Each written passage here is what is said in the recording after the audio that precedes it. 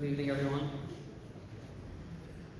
Thank you for coming and bringing honor to the memory of our grandmother, Devorah Chanukah. The pasuk in Kohelet says, "Tov lalechet el bet ever milechet el bet mishteh. V'asher yusof kol ha'adam ve'achai yiten el libo."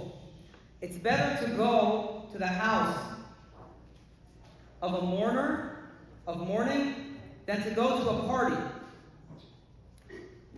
Because when going to the house of mourning, ultimately we all know everyone ends up deceased. And it gives a person time to reflect. So we're here at the half of our dear Madarjoon, our dear Devorah Chanukah. And we've had a week to really reflect on her life and to reflect on everything she brought to the family. So I want to focus a little bit on the things that really spoke to me during this week. The things that maybe after this half we could take with us going forward. As a grandson, what I have to say is going to speak more to the grandkids and the great-grandkids of Madarjoon.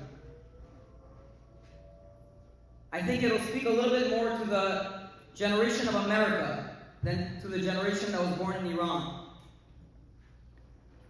Because being the grandkids and the great-grandkids, we have a real legacy to live up to.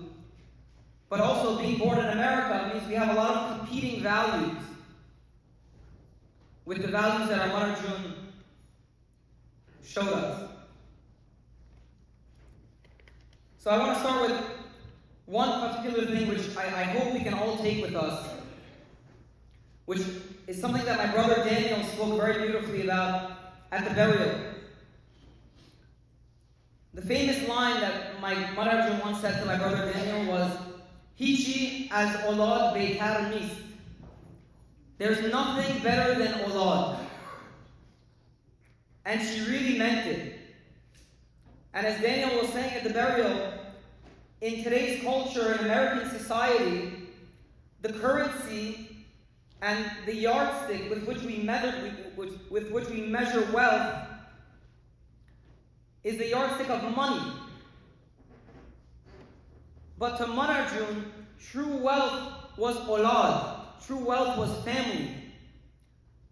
The more olad she can have, the more family she can have around her, that made her wealthy. And that is true wealth.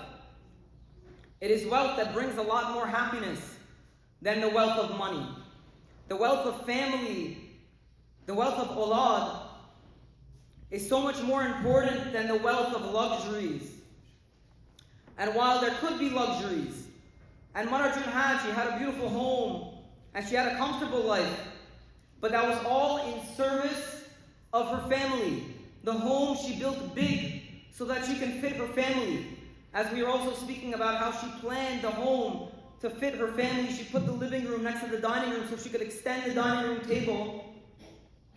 All of it was always the focus on family.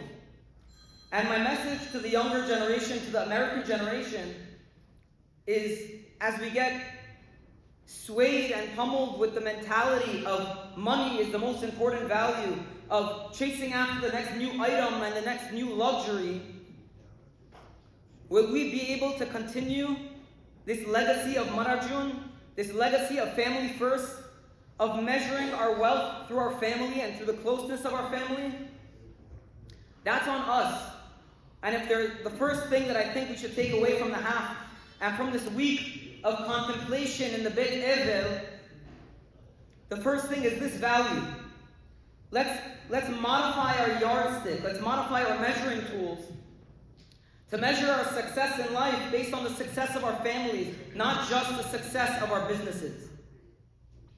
And I think if we take home that value after the half, I think that'll be doing Madarjoon an amazing kavod. That'll bring a huge aliyat neshama to Madarjoon. It'll bring her pride that her family is continuing this legacy which she brought for us. At the burial, I found myself getting very, very emotional. Not only during the burial service, but after the burial service. The part where the Avelim would come, and all of us, grandkids and descendants and friends of the Avelim, were hugging the different Avelim. And I started crying at that point. But it wasn't only tears of sadness. Of course, it wasn't tears of joy, but I wasn't crying tears of sadness.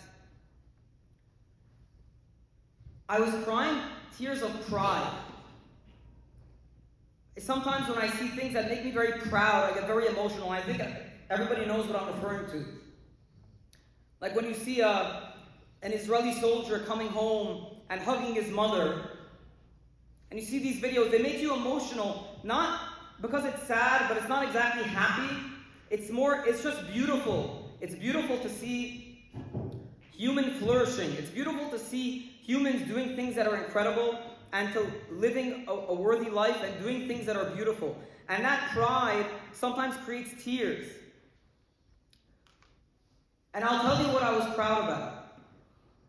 I was so proud not only of the legacy that Madarjoon left behind, but the legacy of her kids and her daughters-in-law.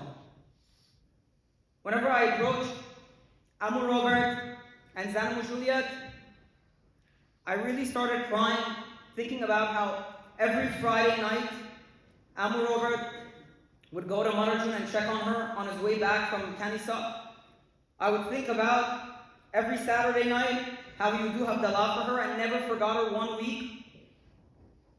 I was thinking about Zanamu Juliet, who's a daughter-in-law, not even a daughter, how every single day before work, she would go and visit Madarjoon. And I think in our American society, do we have that same level of kibud av that our parents have? Do we have the same level of kibud av va'en that Madarjoon's kids had? And then when I went to my parents, I was crying, also out of pride, thinking about how my mom, who's also just a daughter-in-law, she would go every single day, take her breakfast to Madarjoon in her last days, and eat her breakfast with Madarjoon just to give her company. I would think about how my mom and my dad every single Sunday went and visited Madarjoon, and just were at her house. And then I went to Amma Angela, and again I started crying from pride. How Amma Angela, in a time when her husband was going through so much, was at the same time juggling a mother who was also ailing, and was able to do the maximum of both. That she took care of her mother so well, and also took care of her husband so well. It got to a point where if you wanted to see one of these three women, you could just go to Madarjoon's house at any time, any day, and at some point, either Zanamu Juliet, my mom, Amma Angela, Zanamu Monica, they would just show up because they were always around.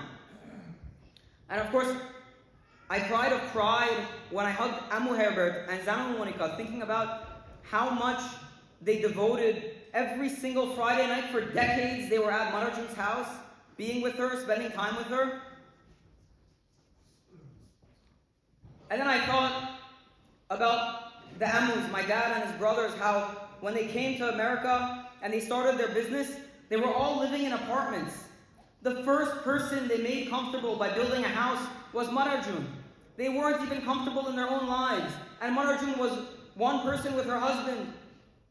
She didn't necessarily need a big house. They could have put her in like a 2-bedroom apartment. But they built her house first, before they made themselves comfortable. So I asked the generation, to the American generation, to the grandkids and the great-grandkids, are we on that level? Do we take kibud av va'em that seriously? That we are willing to inconvenience ourselves to make sure our parents are helped, our parents are comfortable? If Madarjoon left us a legacy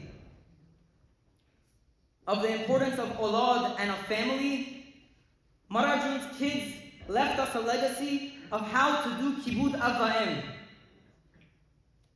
And these are the two things that made me emotional during this week. Seeing such beauty, both in the family and in the respect that the family showed for Madarjoon, and the respect that her kids and her daughters-in-law showed for her. And I think maybe these are the two lessons that the American generation could really take to heart.